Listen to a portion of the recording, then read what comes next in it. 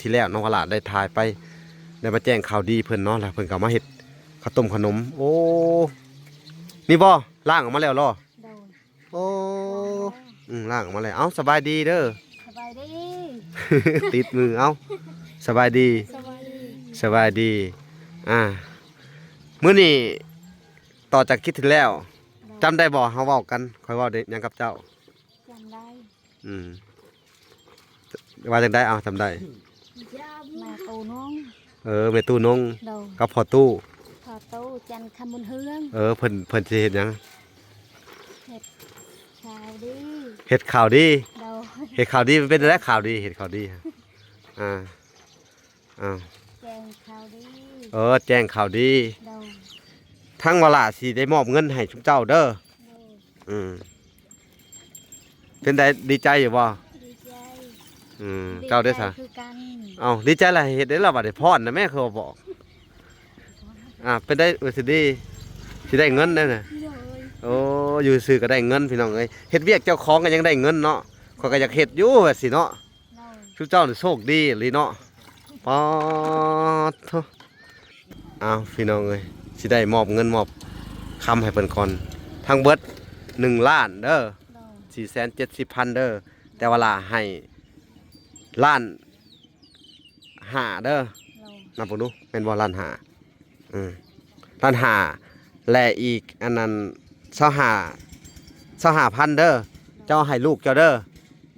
เอาเพราะว่ามันบ่มีเงินทอนเนาะ25,000เดี๋ยวเวลาสิได้มอบต่ออีกเนาะพี่น้องเอ้ยให้ทั้งลูกสาวเพิ่นนำแน่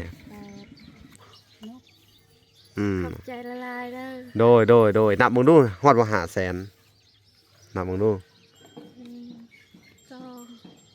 3 4 5พี่น้องเอ้ยหลังจากมอบให้ทั้งเอื้อยใหญ่เพิ่นแล้วเนาะทั้งน้องๆก็สิได้คือกันบัดนี้เด้อก็คือคนละ10 เหรียญเพิ่นให้เด้อบาทนี้ก็สิได้มอบเด้อ600,000เด้อเอาให้เขาคนละ200,000เด้อโดยสาธุขอบใจละลายเด้อหับเงินโดยแม่ตูน้องกับพ่อตู้จันคำบุญเฮืองโดยความเจ็บอย่าให้ได้ความไข้อย่าให้มีเด้อแม่ตู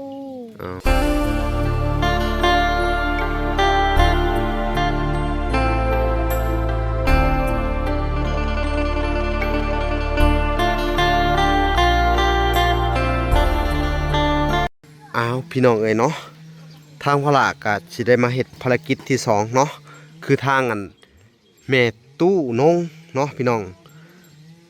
คำบุญเฮืองแล้วก็พ่อตู้บุญจันทร์คำบุญเฮืองเนาะทางพระก็บ่ทันได้กลับอยู่พี่น้องยังอยู่ในเฮือนในศาลของซุเพิ่นอยู่เนาะก็สิมาติดตามเบิ่งซุเพิ่นนั่นเฮ็ดข้าวต้มขนมต่อพี่น้องเอ้ยหลังจากคลิปที่แล้วน้องพระได้ถ่ายไปได้มาแจ้งข่าวดีเพิ่นเนาะแล้วเพิ่นก็มาเฮ็ดข้าวต้มขนมนี่บ่ล้างออกมาแล้วเหรอล้างออกมาแล้วสบายดีเด้อสบายดี ติดมือสบายดีสบายดีมื้อนี้ต่อจากคลิปที่แล้วจำได้บ่เฮาเว้ากันค่อยเว้าได้หยังกับเจ้าจำได้ว่าจังได้จำได้แม่ตูน้องแม่ตู้นงกับพ่อตู้จันคำบุญเฮืองเพิ่นสิเฮ็ดหยังเห็ดข่าวดีเฮ็ดข่าวดีมันเป็นอะไรข่าวดีเฮ็ดข่าวดีแจงข่าวดีแจ้งข่าวดีเฮ็ดข้าวต้มขนมต่อเนาะบัดนี้พี่น้องเอ้ยเบิ่งเพิ่นเฮ็ดข้าวต้มขนมก่อนพี่น้องเอ้ย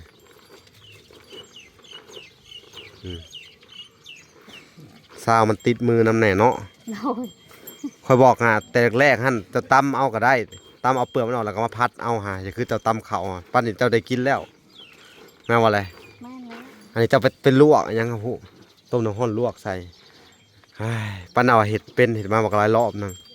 อันนี้มันเปลือกมันอันนี้ปวกมันแหละจะไปตำใส่โขก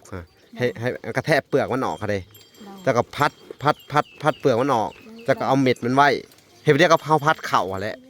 เห็นบ่อันนี้ได้สาทางนี้เห็ดเป็นจะว่าสลูกสาวเห็ดอย่างนี้นวดในระบาดนี่เห็ดได้นี่ทุกเจ้านี่บ่พากันนวดเข่าเห็ดอย่างระบาดคือบ่ตำ เอาเข่าไปตั้มก้อนน่ะเอาสมมุติว่าคนหนึ่งตั้มเข่านะคือลูกเจ้าตั้มเข่าเจ้ากับอันน่ะเฮ็ดอันน่ะอันน่ะเจ้าก็เฮ็ดอันน่ะแล้วพอดีเข่าก็แหลกพอดีแล้วก็ตั้มเข่าแรกก็ตั้มเข่าแรกแล้วก็เจ้าก็มาตั้มหมักถั่วเหลืองบัดนี้แม่นบ่แหละเอาหยุดก่อนมื้อนี้ทางวลาสิได้มอบเงินให้ชุมเจ้าเด้อเป็นได้ดีใจอยู่บ่ ดีใจ เจ้าได้ซะ คือกัน เอาดีใจล่ะเฮ็ดได้แล้วบัดนี้พรนะแม่เขาบอกเป็นได้สิได้เงินได้น่ะ เลย โอ้อยู่ซื่อก็ได้เงินพี่น้องเอ้ยเฮ็ดเวียกเจ้าของก็ยังได้เงินเนาะข้อยก็อยากเฮ็ดอยู่ว่าสิเนาะ เลย ชุมเจ้านี่โชคดีอีหลีเนาะปอดโธ่เฮ็ดเวียกเจ้าของพี่น้องเอ้ย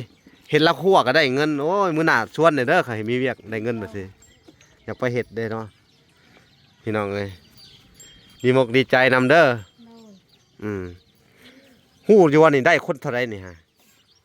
ฮู้อยู่บ่นี่สิได้คนเท่าไรนี่ฮะ โอ้ เท่าไรเอา แม่ตู้นึง อ๋อว่า กับ แล้ว พ่อตู้จันทร์คำมุนเฮือ เพิ่นให้คนเท่าไรเอาฮู้อยู่บ่นี่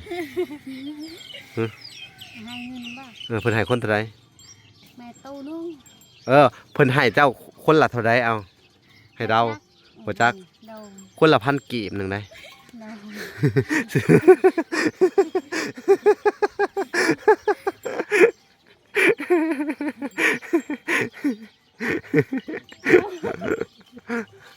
สิเอาไปซื้อหยังกินได้1,000กีบเหรอเจ้ากับ1,000กีบในจุดประสงค์ครั้งนี้ก็เด้อเพิ่นให้มากะคือเจ้าก็เอาไว้ไปซื้อส่งเสือเด้อ โดย หรือว่าซื้ออยู่ซื้อกินก็แล้วแต่เนาะถ้าบ่มีส่งเสือเฮาก็เอาไปซื้อเด้อ โดย คือเจ้าคือกันเด้อบุษดี โดย โดยคือเจ้านี่เพิ่นเน้นเด้อถ้าบ่มีพริกเกลือแป้งนัวก็ไปซื้อเอาไว้เด้อเก็บไว้นำแน่เด้อ โดย เพิ่นว่า แล้วแต่เจ้าใช้จ่ายในครอบครัวแหละ โดย อย่าเอาไปใช้แบบแนวที่มันบ่จำเป็น โดย เนาะของเจ้านี่ก็เดี๋ยวสิเฉลยให้เด้อ โดย อันน่ะ$70เด้อ โดย $70มันจะสิแปลเป็นเงินกีบมาให้เด้อมันสิถือเขาได้เนาะเพราะว่าอันน่ะ100มันถือกัน2,100,000เนาะมันถือดอนหนึ่งต่อ21,000กีบเนาะเวลาก็ได้สิได้อธิบายให้เจ้าพังเด้อ โดย มัน$70มันสิออกมาเท่าไหร่สิคูณออกมาให้เบิ่งเนาะอันน่ะ$1เท่ากับ21,000กีบ โดย แล้วมันสิออกมา1,400,000เนาะ โดย 70,000กีบต่อ$70เด้อ โดย ของเจ้าสิได้1,470,000กีบเด้อ โดย เดี๋ยวสิได้มอบเลยเด้อ โดย โอเคพี่น้องเอ้ยทั้งเบิด1,000,000เด้อ โดย 470,000เด้อแต่ว่าล่ะให้ล้านห้าเด้อ โดย นับบ่ดูแม่นบ่ล้านห้าล้านห้าและอีกอันนั้น25,000เด้อเจ้าให้ลูกเจ้าเด้อ โดย เอาเพราะว่ามันบ่มีเงินทอนเนาะ25,000เดี๋ยวเวลาสิได้มอบต่ออีกเนาะพี่น้องเอ้ยให้ทั้งลูกสาวเพิ่นนำแหน่ 8 9 10 อืม ล้านห้า ล้านห้าแหละเด้อ โดย ล้านห้าที่จริงอะมัน1,000,000กับ470,000 โดย แล้วเจ้าต้องทอนอัน30แม่นบ่ โดยนั่นแหละ แล้วบัดนี้ถ้าเจ้าบ่ทอนเขาก็โอนเขาสิให้ลูกเจ้า500,000เด้อ โดย อีก25,000ก็มาเอานํเจ้า โดย โดยเพราะว่าคนละ25เหรียญมันถึกอยู่อัน525,000กีบเด้อ โดย โดยบาทนี้ก็สิได้มอบให้ลูกเจ้าต่อเด้อ โดย อันน่ะอีก25,000เจ้าก็ให้ลูกเจ้าเด้อ โดย เหลือ5,000เจ้าก็เอาตัวนั้นเด้อ โดย บาทนี้ หมดเลย อันนี้ก็$25เด้อ โดย ทางแม่ตู้เพิ่นให้เด้อฮู้ว่าแม่ตู้หยัง แม่ตู้นึง เขาพอตู้หยัง พ่อตู้จันทร์คำมุนเฮือ ฮู้ขอบใจละลายเด้อ โดยนับมึงดูฮอดบ่500,000นับมึงดู 1 2 3 4 5 6 6 แสนเรือ อันน่ะเอามาซะ 600,000มันเหลือเด้อ โดย โอเคเพราะว่าทางเวลาก็สิได้มอบให้ลูกสาวเจ้าอีกเด้อ โดย คนละ10เหรียญเด้อ โดย บ้านนี้3คนมันถึกอยู่600,000เด้อ โดย ลูกเจ้าอีก2คนอีก3คนนั่นแหละลืมไปพี่น้องเอ้ยเพิ่นให้คนละ10เหรียญ โดย แต่ว่า10เหรียญน่ะมันถึก200,000เด้อคนละ200,000เด้อให้เขาเด้อ โดย คนละ200,000เดี๋ยวเขาสิมอบให้อีกเด้อ600,000เด้อ โดย พี่น้องเอ้ยหลังจากมอบให้ทางเอื้อยใหญ่เพิ่นแล้วเนาะทางน้องๆก็สิได้คือกันบัดนี้เด้อ โดย ก็คือคนละ10เหรียญเพิ่นให้เด้อเอาบาทนี้ก็สิได้มอบเด้อ600,000เด้อเอาให้เขาคนละ200,000เด้อ โดยสาธุขอบใจหลายๆเด้อหับเงิน โดย แม่ตูน้องกับพ่อตู้จันคำมุนเฮือง โดย ความเจ็บอย่าให้ได้ ความไข้อย่าให้มีเด้อแม่ตู เอาพี่น้องเอ้ยบาท ให้ นี้ ร่ำให้รวย จากที่มอบเงินให้ทุกเจ้าแล้วแหละ โดย ทางเวลาก็สิได้มอบให้ทั้งลูกในบ้านนำแน่เด้อ โดย ลูกในบ้านก็25เหรียญสำกับเจ้าเด้อบ่จะดีเด้อ โดย ชื่อจะได้เจ้าน่ะ ชื่อนางน้อย ฮะ ชื่อนางน้อย ชื่อนางน้อย โดย อ๋อโดยดีใจจะบ่นางน้อย ดีใจ สิได้เงินเนาะ โดย เขาว่าไปหาแหย่ข้าวบดแดงนี่จักมือได้500,000นี่ ยังบ่ได้ยังบ่ได้ คือเจ้านี่รวมกับลูกนี่มันถึกอยู่เท่าไหร่รวมกับลูกเจ้าเองนี่ครับมันถึกอยู่เกือบ2ล้านเลยได้เจ้า โดย เจ้าก็ละล้านสี่เนาะ โดย ล้านสี่2ล้านปลาย โดย ไปแหย่ไข่มดแดงนี่จักปีสิได้ซำนี่ ยังบ่ได้แต่กินก็ยังบ่ได้ บ่อืม คอยไปแยกกายกินก็ยังบ่ได้ ยังบ่พอกินเลย บ่พอกิน นั่นแหละวันนี้เงินเด้อเงินเพิ่นให้มานี่ โดย คือให้กำลังใจเด้อ โดย ให้กำลังใจแล้วก็สู่ต่อไปเด้อ โดย ประหยัดใช้จ่ายเด้อ โดย โดยอย่าใช้พุ่มเพื่อย โดย อดออมไว้น้ำแน่เด้อ โดย เอาทางเวลาก็สิได้มอบให้ทางอันลูกสาวทางในบ้านเลยเด้อ โดย เอา นกใจ อันเอาให้600,000จะทอนข่อย75เด้อ โดย 75,000เด้อ โดย เอาพี่น้องเลยโอ้พุ่นสบายดีในบ้านคลิปหน้าจะสิได้เขับไปเยี่ยมยามพาเจ้าไปเยี่ยมยามไอ้ตุ้มเด้ออยู่ดีมีแหงเนาะ ครับอยู่ดีมีแห่งอยู่ เป็นได้ความคืบหน้าของเจ้าเพิ่นทั้งน่ะ โอ้คืบหน้าแล้ว เนาะ พิ่ก็พัฒนาแล้ว พัฒนาเลย โดยนี่ก็ปาดไม้คือ ปานไม้เลย โดย โอ้ยเดี๋ยวคลิปหน้าเวลาจบจากนี้แล้วก็สิได้เข้าไปพาเจ้าไปอันนั้นเด้อ โดย คลิปหน้านี่มีคำตอบเด้อสำหรับเจ้าเด้อบ่ฮู้ว่าสิได้หยังเด้อ โดยปกติดอก เพราะว่า แต่ความ ทั้งนั้นผู้ใหญ่เพิ่น โดย อันน่ะได้ให้มอบหมายให้เวลาให้มา โดย มอบของขวัญให้เจ้าเด้อหมู่ว่าสิได้หยังเนาะ โดย ไปลุ้นกันพี่น้องเอ้ยทางในบ้านเพิ่นสิได้หยังรอบหน้าพี่น้องเอ้ยเนาะทางแม่ถอนแก้วเพิ่นพี่น้องเอ้ยหลังจากที่ว่าเพิ่นช่วยเหลืออันน่ะ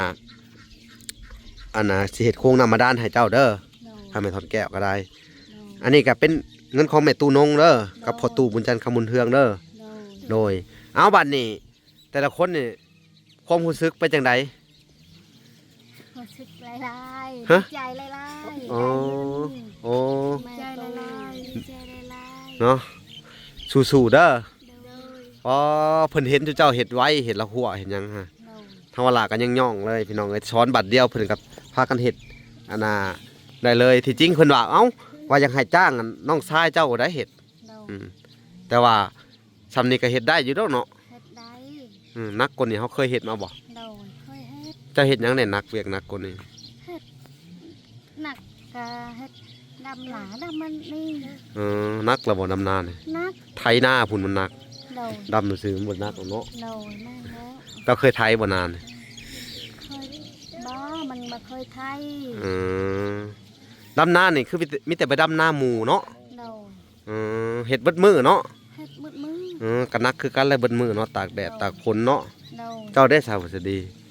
โดย คือกันเนาะ แม่น เอ้าบัดนี้ขอถามมันเล็กหน่อยเด้อได้เงินแล้วสิไปเฮ็ดหยังอ่ะ ให้ ฮะ คอยซื้อเวลา เจ็บไข้ซื้อยา อ๋อ ตัวนี้ โดย ซื้อหมักพริก โดย ซื้อเกลือ อืม ซื้อแป้งนัว โดยเนาะ โดย ดีใจเนาะ ดีใจ บ่เคยได้หลายเนาะพี่น้องเอ้ย โดย อันถือว่าหลายเด้เนาะ หลาย บ้านนี้นะ บัดนี้อีกอย่างหนึง คอยมันบ่เคยได้เงินล้าน เนาะ โดย ปีหนึงนี่เคยได้เงินล้านนำเขาอยู่บ่เคยจับบ่ บ่ หาเงินน่ะ มันบ่เคยได้ บ่เคยเนาะ โดย อันนี้เพิ่นว่า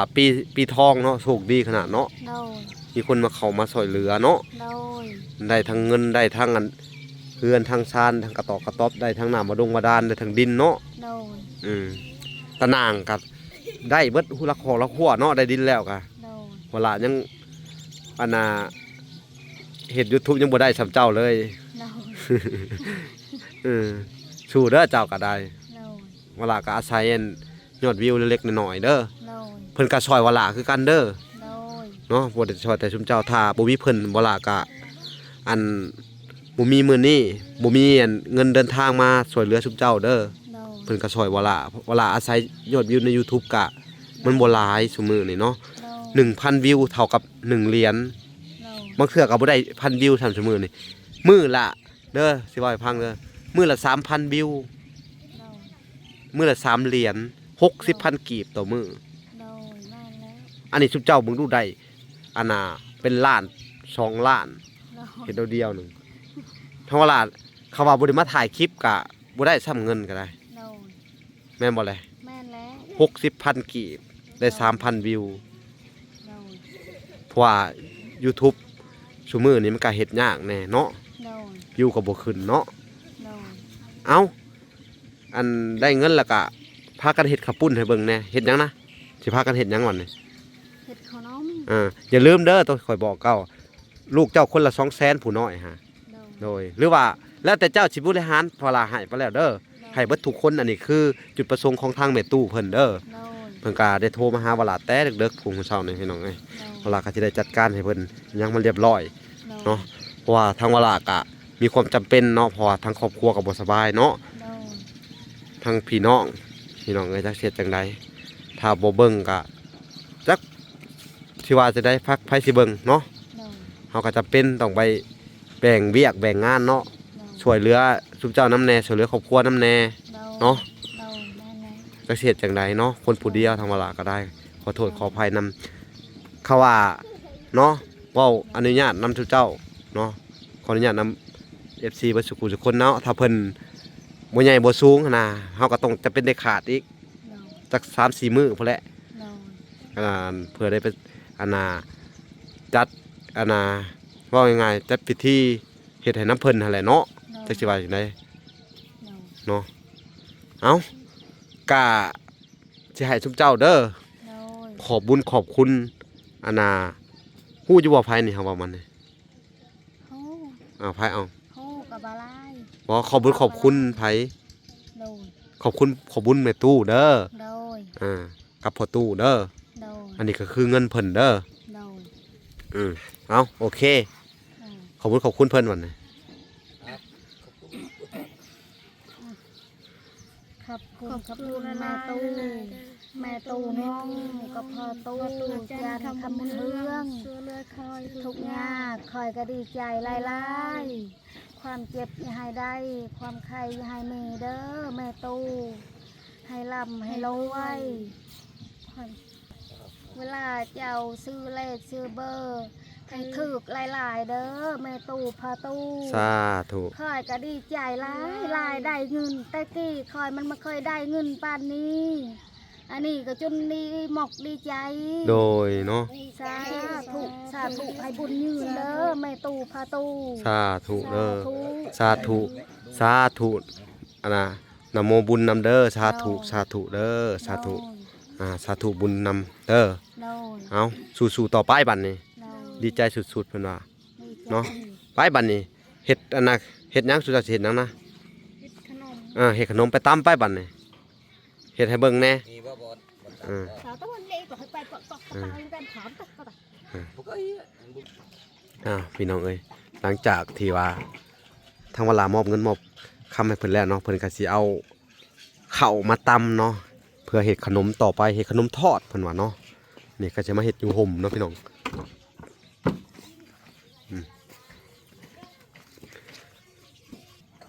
พี่น้องเอ้ยอันนี้เป็นกระโตกข้าวเพิ่นพี่น้องเอ้ยเดี๋ยวเราจะเบิ่งเพิ่นตำสักพักหนึงก่อนเฮาก็บ่เคยเห็นเพิ่นเฮ็ดดอกพี่น้องเนาะ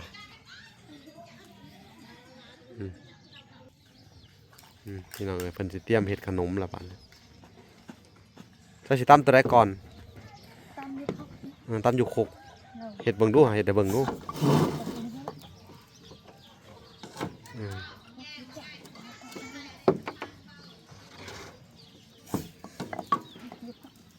ตำข้าวพี่น้องเอ้ย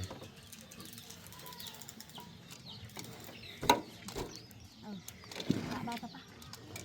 แล้วใช่ไหม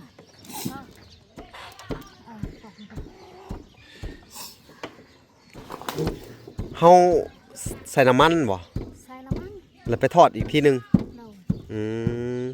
บ่ได้ใส่น้ำตาลบ่สะใจมันนี่ อันนี้ก็ใส่น้ำตาล อ๋อแต่แรกๆหั่นเด้อเขาจะให้เปลือกมันออกเบิด พัด เจะตำเอาก็ได้แล้วก็เอาพัด อันนี้มันออกบ่เบิดเปลือกมันนี่เด้อนี่ ราชาก็ช่วยตั้งแต่เขาเอาอ่อน เปลือกมันออกบ่เบิดนี่ เรา อืม เดี๋ยวอ่อนให้อย่าโชว์ นี่พี่น้องเอ้ยขั้นตอนการอันน่ะเฮ็ดขนมทอดเพิ่นว่าพี่น้องเอ้ยบ่เคยเห็นดอกอันนี้ก็ละเฮ็ดเพิ่นเฮ็ดบ่เป็นพี่น้องเอ้ยปกตินี่เฮาน่าจะตำเอาเนาะตำตอนที่บ่ทันได้อันน่ะมันเปียกน้ำนะพี่น้องแล้วมันเวลาน่ะเฮาก็สิไปให้พัดออกเนาะพัดเปลือกมันออกมันสิง่ายกว่าเฮามาต้มแล้วเฮามาบีบอันนี้ออกพี่น้องเอ้ยแล้วสิมันก็สิเปลือกมันสิลายสิไปทางใดน่ะ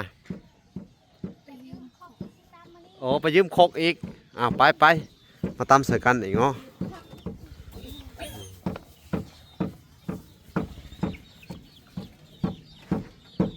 จำให้มันแหลกเด้อ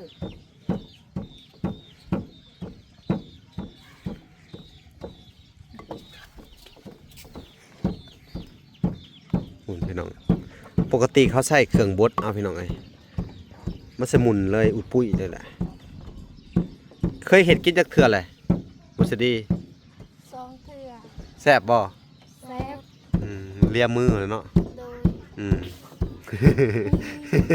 แซ่บจนเลียมือพี่น้องไอ้เห็นยังนะฮะเปลือกเปลือกขาวเนาะ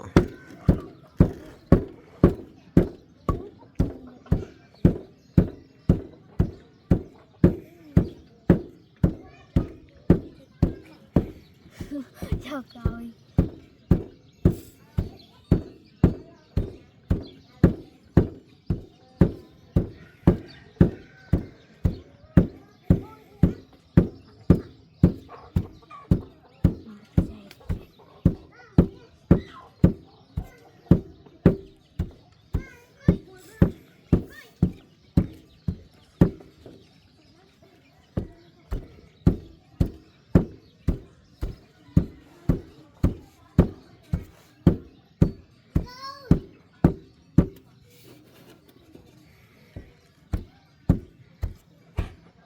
ทางสาวลีเพิ่นไปเอาขกมาตำมันทั่วเหลืองพี่น้องเอ้ยที่จริงเปลือกมันยังหลายพี่น้องเอ้ยนี่เพิ่นเฮ็ดบ่เป็นดอกพี่น้องเอ้ยเบิ่งทรง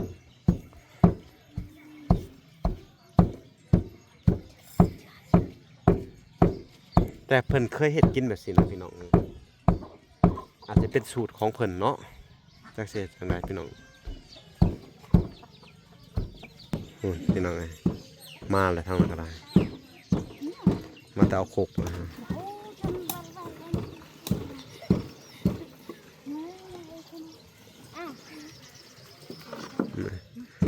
สิตำเลยบ่นี่ฮะ สีตั้ม คือบ่หา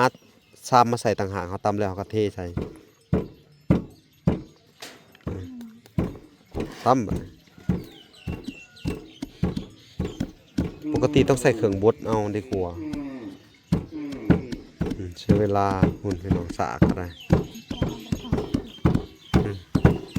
โอ้คือสิเบิ่งทรงคือสิโดนเนาะพี่น้องเนาะทางวลาดบ่ไหวแท้พี่น้องเอ้ยเบิ่งบ่จบดอกพี่น้องเอ้ยขอโทษขออภัยนำ ทางเวลาก็จะได้เข้าไปเยี่ยมญาติทั้งครอบครัวไอ้ตุ้มต่อพี่น้องละไปเบิ่งการดำเนินการเฮ็ดเฮือนของเพิ่นเด้อ โดย เพราะว่าเวลาสิเฮ็ดไป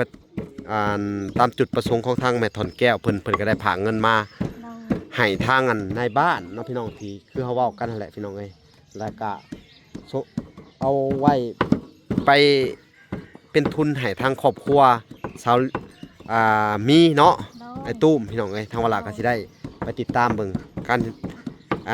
เฮ็ดเวียกเฮ็ดงานหรือว่าเฮ็ดเฮือนของชาวบ้านเพิ่นพี่น้องเอ้ยเอ้าโอเคคลิปนี้ก็สิบ่ได้เบิ่งซุเจ้าจนจบเด้อนี่แต่ว่าเฮ็ดไปแล้วเด้อ โดย ทางเวลาสิได้ขอตัวลำลาไปก่อนพี่น้องเอ้ยฝากไปติดตามคลิปตอนต่อไปเนาะคลิปนี้ขอกล่าวคำว่าสบายดี สบายดี โดยและสวัสดีบ๊ายบายพอกันใหม่พี่น้องเอ้ย